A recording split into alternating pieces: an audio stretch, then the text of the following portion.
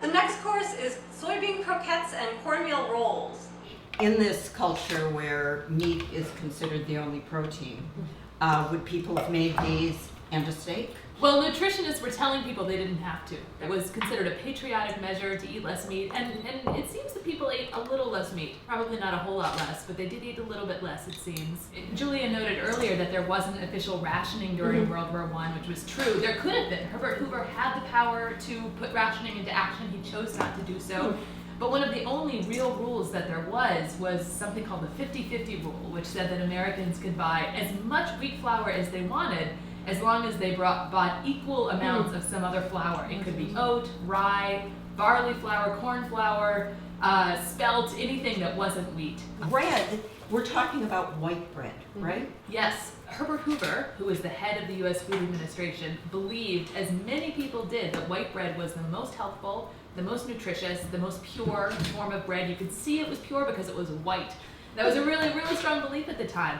Some nutritionists said, "You're crazy. The bran, that's where all the protein is, that's where a lot of the nutrition is." And Herbert Hoover really fought it. Let's talk about soybeans. I was stunned that soybeans were being used in the early 1900s. Soy was certainly associated with Asian diets even at the time, and there was interest in the idea that Asian immigrants didn't eat meat, lived on vegetable diets, and yet seemed to work equally well, had as much energy as people who were eating wheat and beef. All right, can we cook off some of these soybean croquettes? Sounds good to me. Do these have molasses in them? Yes, they do. Can someone explain that? Well, molasses, which are a byproduct of cane sugar production, themselves wouldn't have been shipped to Europe, so that was one of the sugar substitutes that was also promoted at this time, along with things like maple syrup and honey. Molasses were another good substitute for regular white cane sugar. One of the cookbooks, it says we must save fats. What's that all about? Well, fats, especially in the form of butter, were being sent to Europe with lots of calories in them and pretty easily shipped. So butter especially was very highly valued for export. Many Europeans are starving, or at least undernourished, and so the idea was to get as many calories as possible to European civilians, non-combatants, but also to Allied soldiers who were fighting. Who developed these recipes?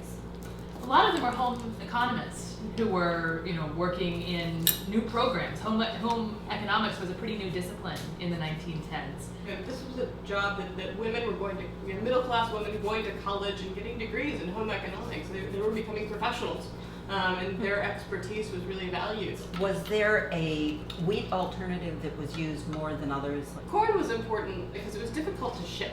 Corn got weevils more easily. And it has oils that could go rancid. For a lot of, especially white Americans who were living in the North, by the 1910s, corn had associations with African Americans, with poor people in the South, with Appalachia. So there was a concerted effort on the part of the U.S. government to sort of rebrand corn as this wholesome, all-American, food of the pioneers, food of our forefathers, sort of effort. They hired some cornmeal demonstrators.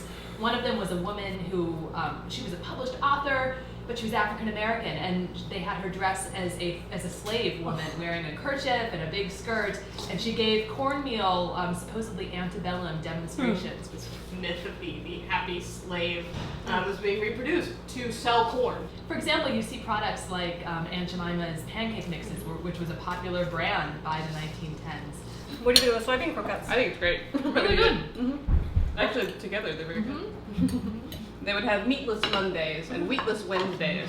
Which they were had good. a porkless day. Yeah, They did, yeah, and those were Porkless. handy because it was a way for you to check up on your neighbors. You could smell the beef cooking in your neighbor's house on Monday. You knew something was amiss, and sometimes people wrote to the government and reported their neighbors. There were, in fact, a lot of calls for rationing. A lot of people thought that voluntarism was unfair because it penalized the patriotic and let the slackers go about their business, with no repercussions.